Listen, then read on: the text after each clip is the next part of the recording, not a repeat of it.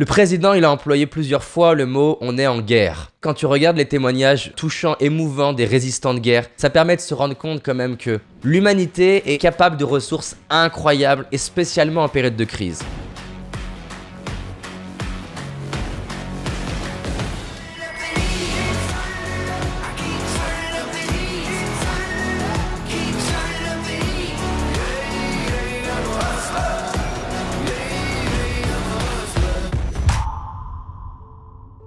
Les moments qui sont difficiles créent des hommes grand H forts. Face aux crises, tu as le choix d'être détruit, de survivre ou d'en ressortir grandi. Et ressortir grandi, ça veut dire avec la situation réelle, qu'est-ce que j'en apprends, comment je développe des compétences, qu'est-ce que je fais que je faisais pas d'habitude, comment j'apprends à devenir meilleur dans ce que je fais. Comment j'apprends aussi à devenir plus humble, parce qu'une période comme ça, elle te rend humble. Tu te rends compte qu'à tout moment, tu peux perdre ce que tu as. Elle te rend humble aussi avec les relations que tu as, parce que tu te rends compte de la fragilité de la vie. Et ça te permet d'avoir plus d'amour pour tes proches en te disant, voilà, à tout moment, ils peuvent disparaître. Je vais quand même plus les apprécier. Ça te permet d'être humble aussi par rapport à quand des fois tu te plains par rapport à ta vie, de se dire, non mais en fait, ma vie, elle va très très bien en fait. Le président, il a employé plusieurs fois le mot « on est en guerre ». Et dans la guerre, aussi atroce qu'elle a été, il y a eu des trucs incroyables. Il y a des gens qui ont aidé des juifs à survivre. Donc c'est une magnifique opportunité en ce moment de nous connecter, de nous rassembler, de nous entraider.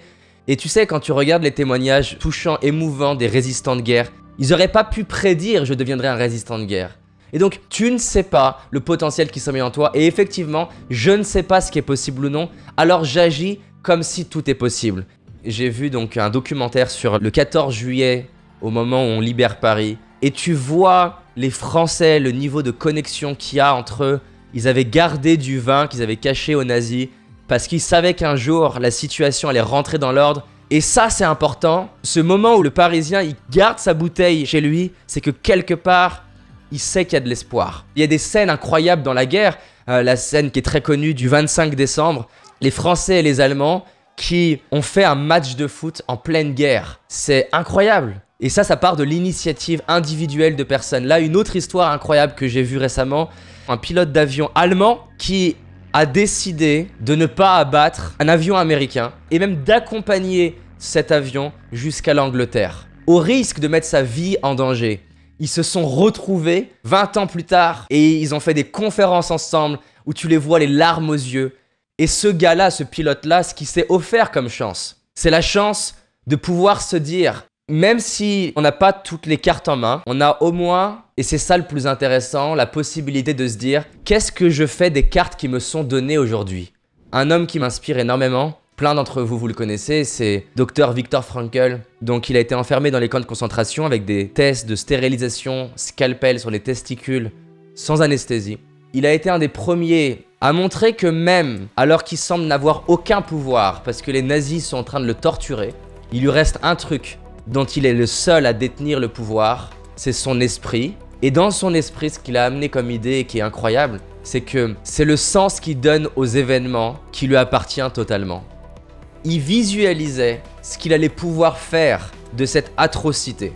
Le but de l'image mentale de lui avec sa famille en sortie des camps, c'est pas tant de sortir des camps, c'est l'énergie que ça lui donne dans le présent. Et en visualisant ça, ça lui a permis psychologiquement de survivre. Et quand je vous dis ça, que j'espère bien être d'accord, j'ai aucune prétention de pouvoir faire ce qu'a fait Viktor Frankl. Néanmoins, j'ai envie qu'on s'appuie sur les épaules de géants. Et pour moi, des gens comme Nelson Mandela, comme Dr Viktor Frankl, ce sont des géants.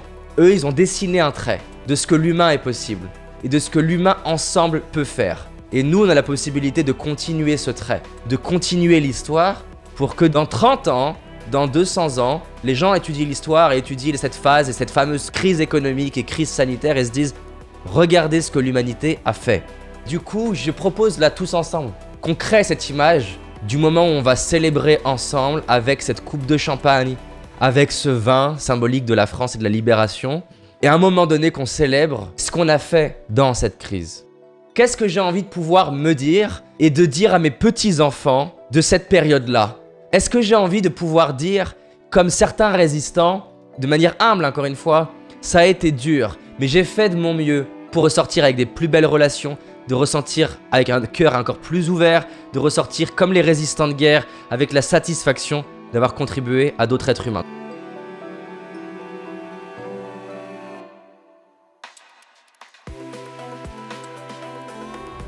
Si tu as envie d'aller plus loin, j'ai réalisé une vidéo qui s'appelle les 5 erreurs que la majorité d'entre nous font et qui va nous causer l'échec de nos projets, nos rêves et notre réussite.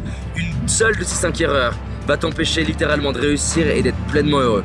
Clique sur le lien dans la description, va voir la vidéo, c'est un indispensable. Je te dis à très vite, on avance ensemble. Cette année, c'est notre année. C'est parti.